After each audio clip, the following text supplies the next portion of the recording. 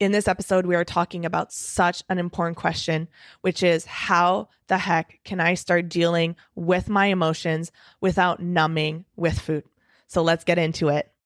Welcome to the Live Unrestricted podcast, a show where you'll learn how to heal your relationship with food and your body so that you can focus your time and energy on more important things like your personal growth. I'm your host, Sabrina Magna, food freedom coach, and my mission is to help make your life happier and healthier without stress, overwhelm, or guilt about food. If you love the show, please do go out and share it. And if you're looking for support with your relationship with food, details about my programs are in the show notes. Thanks for spending time with me today. Now let's jump in. Welcome back to the Live Unrestricted podcast. If you are new to the show, welcome. I am Sabrina, and I am so incredibly glad that you've joined us in this family. This is a space where we talk about how to overcome disordered eating. So that could be binging, emotional eating, constant thoughts about food, guilt, and shame, and how to heal your relationship with food and your body so that you can create a life that is full, that is healthy, that is happy, that is not controlled by food.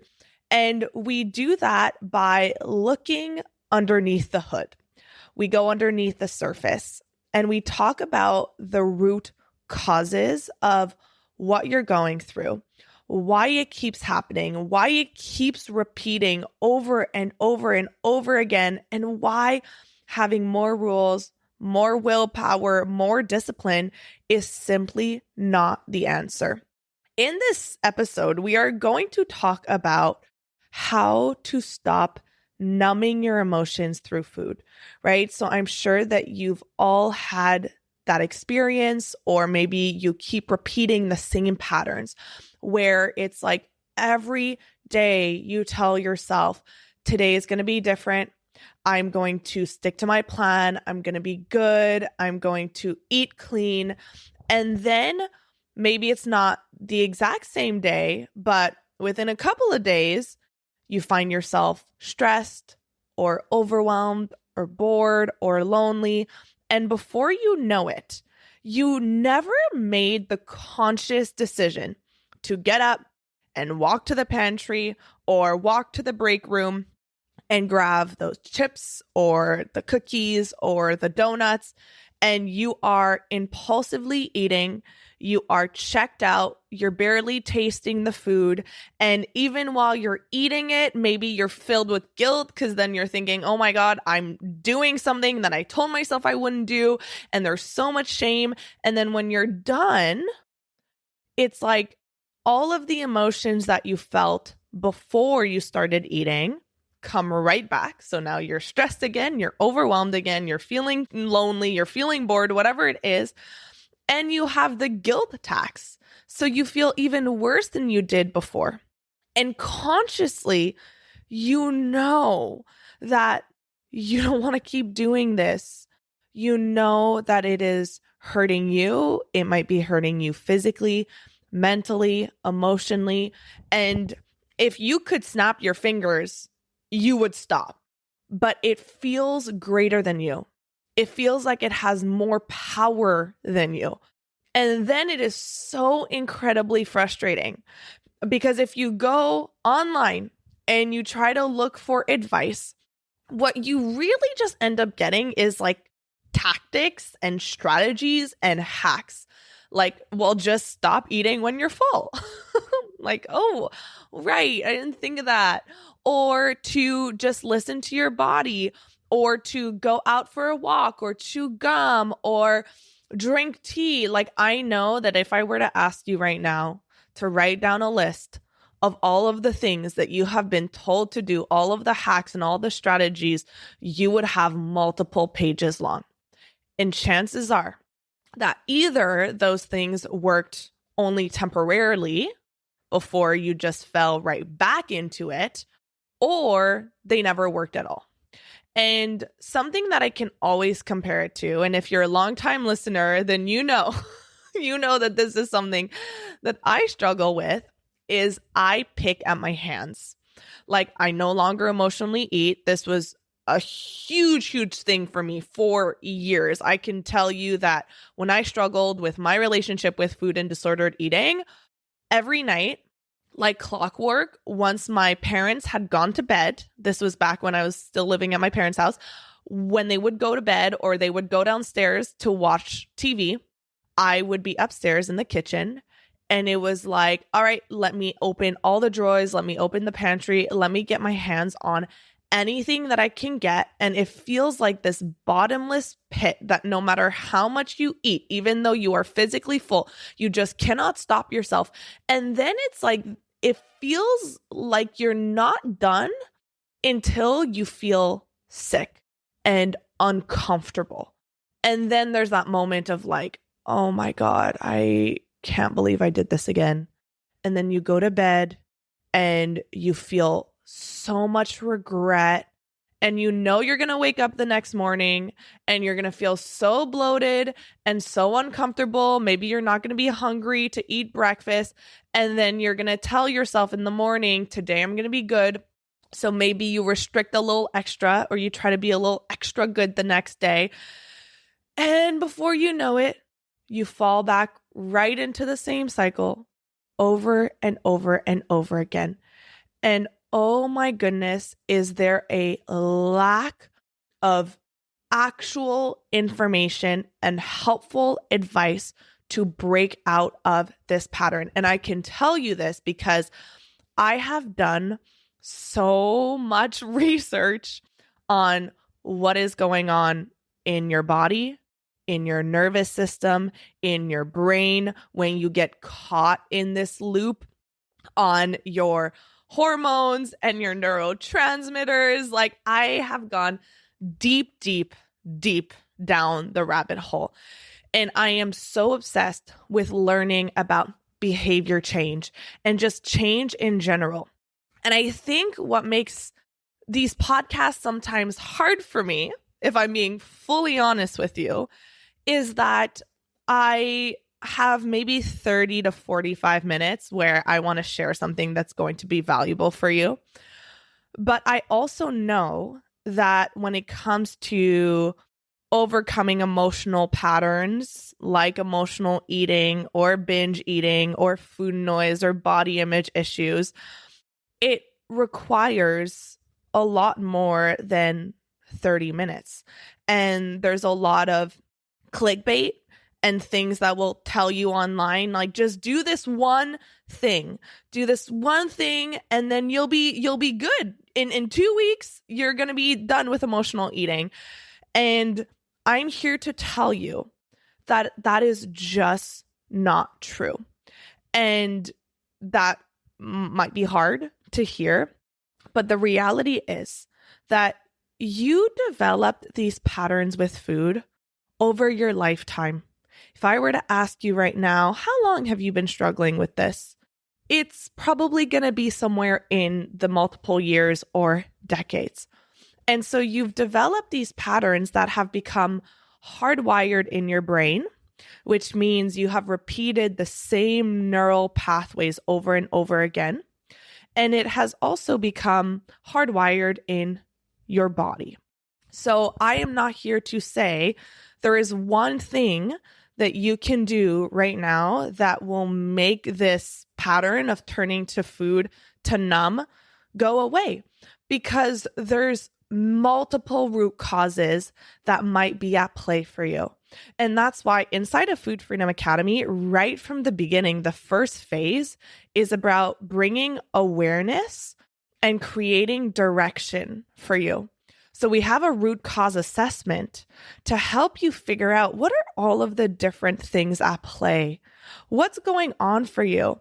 Because no two person is completely the same. But what I want to do in this episode is I really want to help you understand what is going on when you do turn to food to numb or to cope or to escape. And when you can see the pattern and you can get a clear sense of, oh, okay, I have the awareness, I have the consciousness that this is what is happening, instead of running the program subconsciously, because it really is a program. Like if you imagine, I don't know if anyone's going to be able to relate to this, but I loved Zoo Tycoon and like Roller Coaster Tycoon and Sims growing up. So it was this, sometimes it was like a CD that you would put into your computer.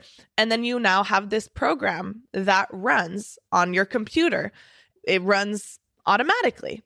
So this program that has been created within you, when it comes to turning to food to cope with emotional states internally, you have repeated it enough times that you are not consciously making the decision to get up and to grab that bag of chips and to sit down in front of the TV and to overeat. So what we're going to do is we're going to get clear on what's really going on. And then obviously, I'm going to give you some actionable things that you can do at the end of this episode to start breaking this pattern. No one at any point in their life decides, hey, I'm going to start using food to numb what is going on internally, right? At some point in your life, and for a lot of you, this may have been when you were really young. Like it could have been when you were under 10 years old or when you were a teenager.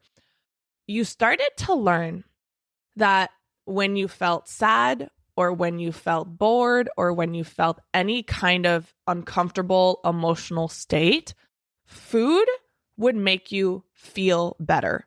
Sometimes we see this when your parents also had this pattern. Like your parents had no way of regulating their own internal state.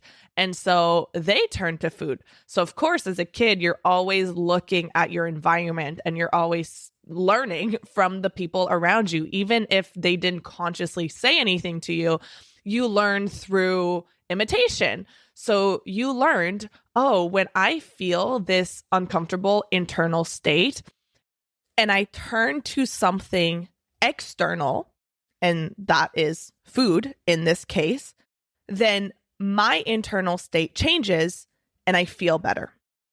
And you could replace food with so many things at this point, right? It could be your phone.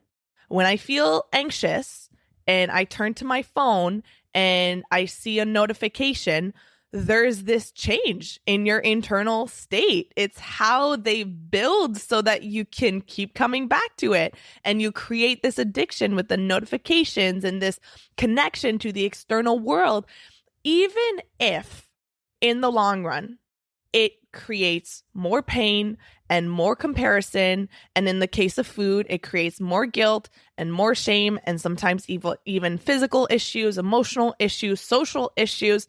The nervous system learns this pattern that this external thing changes my internal state.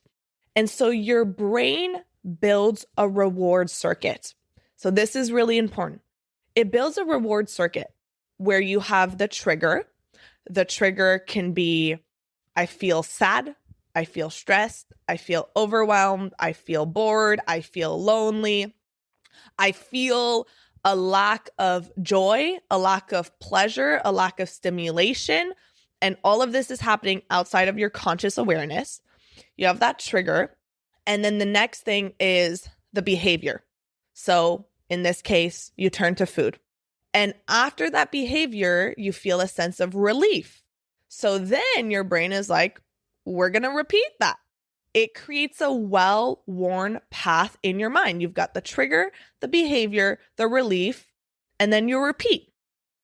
The problem that happens after that is that not only do you start running this program subconsciously, but your brain learns to rely on this external thing, what I call an artificial regulator, to change your internal state. So if you feel any kind of dysregulation, if you feel uncomfortable, well, you start to depend on this thing externally to change how you feel. And the problem with this is that you lose the necessity to learn how to change your internal state yourself internally, right? Like you don't have this need to learn how to make yourself feel better, how to trust yourself, how to bring safety internally, how to regulate your own nervous system, because you don't need to. You have this external thing, and your brain, your subconscious, operates on the law of least effort. So if you've walked this path before, you're just going to keep walking it because, oh my goodness, to try to learn how to regulate your internal state yourself, that takes a lot of effort. That takes a lot of energy. You have to learn new skills. You have to build more capacity. You have to sit in discomfort. You have to learn how to change. And most people just don't have the capacity or the knowledge to learn how to do that. And so we become dependent on this thing outside of us. And so what a lot of people experience as I am addicted to food, I know, oh my goodness, I know that it can feel so real. And then you see all of this research about food addiction and how it has the same effects as drugs. And we can deconstruct that research in a different episode. But what you're actually addicted to is not the substance itself, but it's the change in your internal state. It is either the relief of whatever discomfort you are feeling internally, or the production of a feeling of joy or of pleasure, something that you may be lacking in your life. This is why I often look at people's sources of joy in their life when they find themselves turning to food compulsively, because if you're not getting a source of dopamine and serotonin and joy and pleasure in other areas of your life, then what happens is, of course, food starts to take up a lot of space, because this might be the only thing that creates this internal sense of elation. So now then you understand that your body starts to crave that feeling, the feeling that you get when you eat emotionally, the numbing, the distraction, the coping, the one time that you get to relax at the end of the day, the one time that you get to feel joy or pleasure or time for yourself. And when you start to understand it that way, then of course you can see that this isn't about food being the problem. Food is a solution. Food is serving a purpose for you. And when you allow yourself to look at it that way, I will admit to you that at first, you won't want to perceive it as that, because then you have to move away from trying to control the food, from trying to use rules and restrictions and discipline, which is working with the 5% of your conscious mind. And you have to be willing to look at what function is food serving for me? What is it trying to distract me from? What is it trying to soothe me of? Why do I keep turning to it for comfort? What am I not looking at? What are the emotional states, the thought patterns, the areas in my life that food is helping me to push down? And now then that becomes a much bigger question, because I'm currently working with some clients who were finally ready to do that work and to look underneath the surface. They had hit a breaking point and they just realized, like, I can't keep pretending that all of this stuff doesn't exist, but I also don't know what this stuff, quote unquote, is. And I don't have the awareness and I don't know how to ask myself the right questions. And so they were willing to do that work. And within the first month, so many things came to light about things in their life that they either had stopped doing, like going out and seeing friends and leaving the house and having hobbies, all of these things that make your life full, all of these different dimensions of your life that really matter, because it's like a web, right? It's like a loop, because the more you get obsessed with food and your body, the more it shrinks your life. You go out more, you close your heart more, you're less vulnerable, you're less open, you have less energy and less space to do things that bring you joy and that give you the capacity to handle hard emotions and to be in the presence of other people who can help you go through stressful periods. Like, all of that shrinks. And I know that you can look at your life and you can probably see that as well, because so much of your energy, which is finite, goes towards trying to manage food and trying to manage your body. And because your life gets smaller, then now food takes up so much more room, and its function to help you, distract you from the sadness and the grief and the isolation and the shame, then it starts to be even more important. And it's like the more your life shrinks, the more you need food to make yourself feel better. And that's why the emotional eating loop just repeats and gets more intense. And it feels like it has more and more of a hold over you. So when I start working with my clients and we look at the purpose and the functions of food in their life, we actually don't change. We don't touch food. We touch what's going on beneath the behaviors with food. And we start expanding their life and expanding their capacity to handle discomfort and to be with their emotions and to internally regulate, having the tools and the capacity for that. And then your behaviors around food naturally change because you just don't need it anymore. And so if there's one thing that I want you to fully understand right now, if you feel like food has so much power in your life and it is something that you feel drawn to, that has control over you, that you need, it's that the goal is not to manage food better. It is not to be more in control around food. The goal is to not need food anymore, not need food to self-regulate.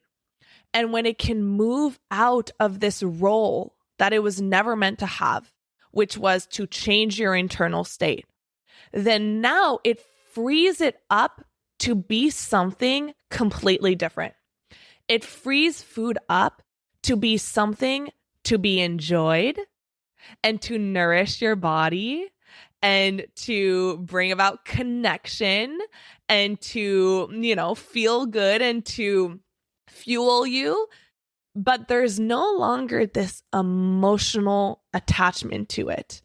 A really good example of this is if you listen to a couple of episodes back, I talked about how I had kind of this breaking point where I decided to delete social media off of my phone because I had realized that I started to use it unconsciously. I would just open my phone and go on social media, and 15 minutes later, I've scrolled unintentionally, and I would use it as a way to change my internal state.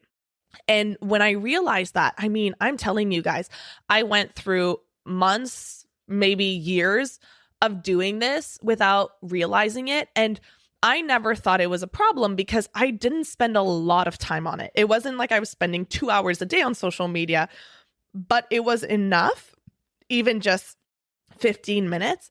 It was enough for me to raise a red flag because I realized that the reason why I was using it was to change how I was feeling internally, or to distract myself, or to numb myself. And so I deleted it off of my phone. And the first couple of days were extremely uncomfortable. And here I am a couple of weeks later, and my relationship with it has completely changed. Because now social media and Instagram has moved out of its role, which it had before, which was to make myself feel different. And now social media, it's like this emotional tie that I had to it no longer exists. I don't have the craving for it anymore. And so if I choose to go on it, let's say Luke and I are going to scroll a couple of funny reels that he sent me at the end of the day, it doesn't feel like I have to do it. It doesn't feel like my body is asking me for it or craving it. It's just like, okay, yeah, today I'm going to choose to do that. It feels very light. It feels very intentional. And I'm so glad that I went through that temporary discomfort to break that emotional bond and that emotional dependence that I had on it, so that I can come back to it with a completely different relationship to it. And it feels so much lighter and so much more intentional. And so that's what happens when you do this work, when you do the root cause work and you go underneath the surface, is that it stops being about changing what you eat or how you eat or how much you eat. It's about changing what's going on beneath it, so that food can come back to being something that is just food, right? Like we hear this all the time. I hear this from women all the time. I want food to just be food. The only way to get there is to understand, to bring awareness to uncover, why is food so important in your life? What function, what role is it serving?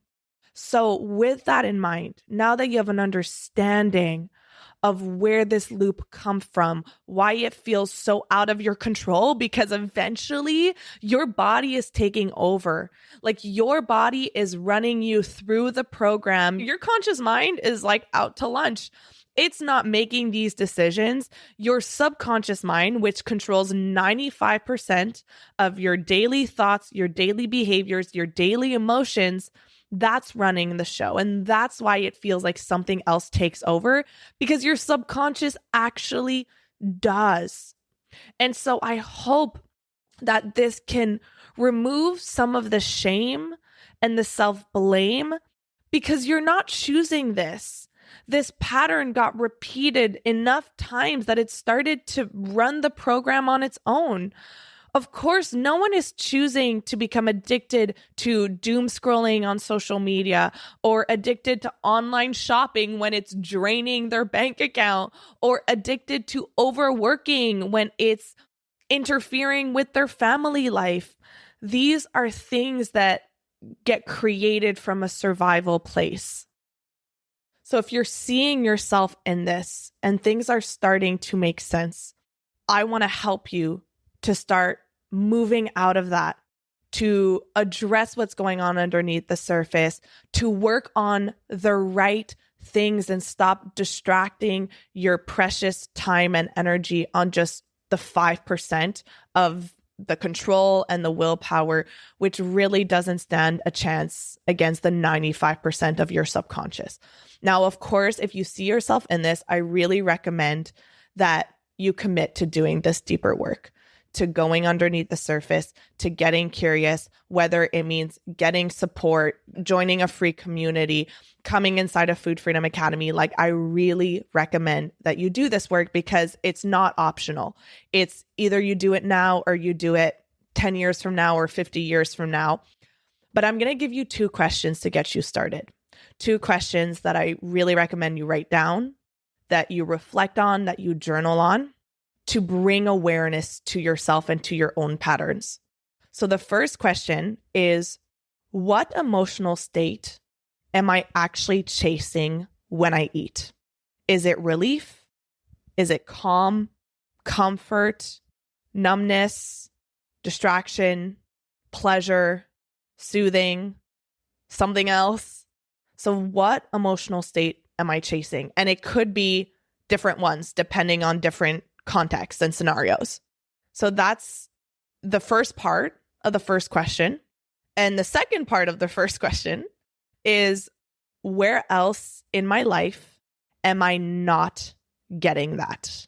Because if you are not getting that, or you're not getting it enough in other areas of your life, and food starts to take up the place a little bit everywhere, of course, it's going to feel like food is something you think about constantly. Food is something that's always on your mind. Food is something that takes up a lot of space. So that's the first question that I really encourage you journal on. And the second one is, if food wasn't an option right now, what would I do with what I'm feeling?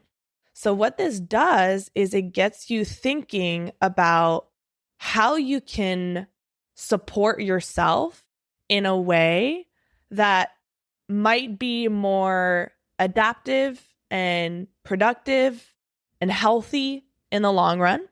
One of the things we do inside of FFA is we help you build an emotional toolbox. So all of these different tools and skills to self-regulate, to change your internal state from within, to bring calm and relief and comfort without needing the food or the phone or the shopping or the drug or the alcohol, all of these things that in the long run we end up regretting. And how can you learn to bring that safety and that sense of calm and regulation from within? So that's the second question, is if food wasn't an option right now, what would I do with what I'm feeling? So I hope that this episode really gave you a different way to look at this, that it can help you to understand why it feels uncontrollable, why it feels like it takes over you.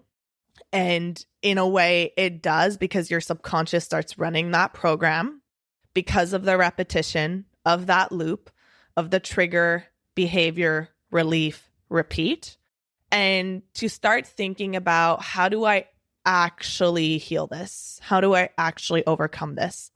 And if you want support with this, if you want to learn how to develop emotional capacity, how to change your thought patterns, because we didn't even talk about identity and the way that this affects how you think and how you perceive the next time that you're going to emotionally eat and how you start predicting the future. But if you want support with all of this, you want to do it in an environment that feels structured, safe, where you have guidance, you have community, you're not doing it alone, you're not having to figure it all out alone, then I would love to invite you to join us inside of Food Freedom Academy. You can find all the details on my program at sabrinamagnan.com/FFA. The link is also in the show notes. Thank you so much for listening. I love you so much. I know that you are capable of overcoming these patterns with food, of overcoming emotional eating, of handling hard emotions, discomfort, stress. I know, because I've seen it. I've seen it over and over and over again in clients who had struggled with emotional eating for 40 years, 50 years. So if they can do it, so can you. I love you, and I'll see you on the next episode. Thank you so much for listening to today's episode. If you found it valuable, I would love if you would share it with someone you know that could benefit. If you're loving the show, don't forget to subscribe over on Apple Podcasts so you don't miss a single episode. I really love hearing feedback from you, so please leave a rating and review over on Apple to help us get in the ears of more people who need it the most. Finally, come hang out with me on Instagram at Sabrina Magnan Health for more educational content and get up close and personal with me. Thank you so much for being here, and I'll see you on the next episode.